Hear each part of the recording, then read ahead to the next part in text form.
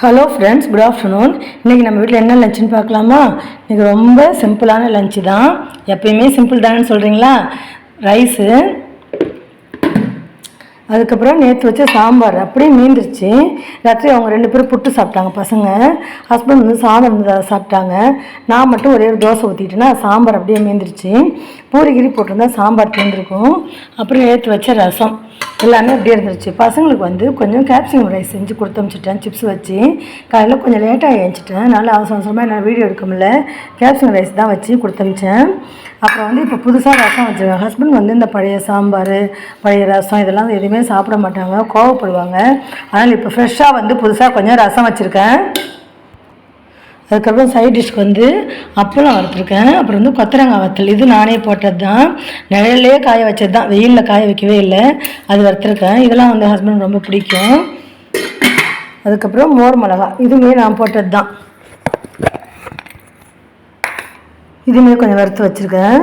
இது எப்பயுமே கேட்பாங்க, இதை வறுத்து கொடு, நான் நுணுக்கி வந்து இட்லி தோசைக்கு தொட்டுக்கிறேன்னு சொல்லுவாங்க. நான் வறுக்கவே மாட்டேன், இன்றைக்கி வறுத்து வச்சுருக்கேன். அதுக்கப்புறம் ஒரு வாரத்துக்கு முன்னாடி கொஞ்சம் எலுமிச்சம்பழம் இருந்தது, அதை வந்து விநாயகர் சதுர்த்தி அன்னைக்குன்னு நினைக்கிறேன்.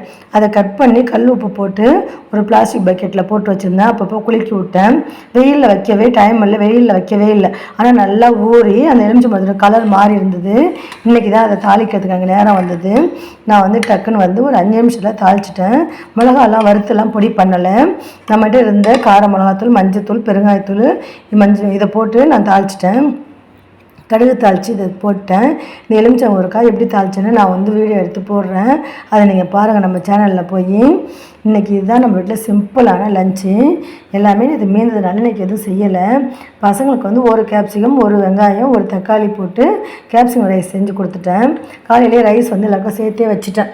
அவங்களுக்கு கொஞ்சம் ரைஸ் எடுத்து அதில் கலந்து கொடுத்து அனுப்பிச்சிட்டு மீதி ரைஸ் அப்படி இருந்தது. இப்போ ரசம் வச்சுட்டு இந்த அப்பளம்லாம் வறுத்துட்டு, மோர் மிளகா வறுத்துட்டு, அதுக்கப்புறம் அந்த எலுமிச்சங்காய் ஊறுகாயை தாளிச்சிட்டேன். இந்த ஊறுகாய் வந்து இந்த வானல் சூடு இருக்கிற வரைக்கும் இந்த வானல்லே இருக்கட்டும். அதுக்கப்புறம் நல்லா ஆறுனதுக்கப்புறம் ஒரு கிளாஸ் பாட்டிலையோ ஏதாவது ஒரு கண்டெய்னரில் போட்டு நம்ம வச்சுக்கலாம். ஃப்ரிட்ஜில் வச்சாலும் நல்லாயிருக்கும். என்கிட்ட ஜாடி இல்லை, பீங்கான் ஜாடி எதுவும் இல்லை. ஏதாவது பாட்டில் ரெடி பண்ணி அதில் போட்டு வைக்கணும். அதனால தான் அப்படியே வச்சுருக்கேன். இந்த எப்பயுமே எந்த ஒரு பொருள் செஞ்சாலும் இந்த பாத்திரத்தை சூடு ஆடுற வரைக்கும் அதிலே இருந்தால் நல்லாயிருக்கும்னு சொல்லுவாங்க.